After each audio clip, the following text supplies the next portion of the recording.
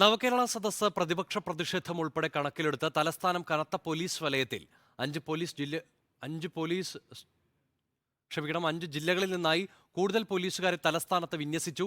വെഞ്ഞാറമൂട് വലിയ കട്ടക്കാലിൽ ഡിവൈഎഫ്ഐ പ്രവർത്തകന്റെ വീടിന് നേരെ ആക്രമണമുണ്ടായി.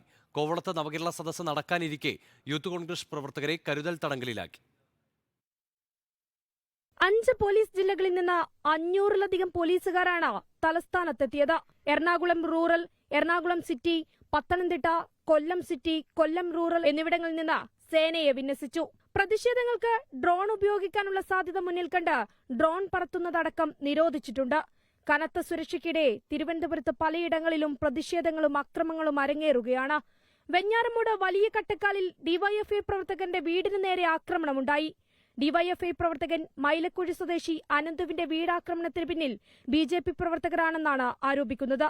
പ്രതിഷേധം മുന്നിൽ കണ്ട് കോവളത്ത് യൂത്ത് കോൺഗ്രസ് പ്രവർത്തകരെ കരുതൽ തടങ്കിലാക്കി. വിഴിഞ്ഞത്ത് നവകേരള സദസ്സിന് മുന്നോടിയായി പ്രതിഷേധമുണ്ടാവുമെന്ന മുന്നറിയിപ്പിനെ തുടർന്നാണ് നീക്കം. യൂത്ത് കോൺഗ്രസ് സംസ്ഥാന നേതാക്കളടക്കം 25 പേരെയാണ് കസ്റ്റഡിയിലെടുത്തത്. റിപ്പോർട്ടർ, തിരുവനന്തപുരം.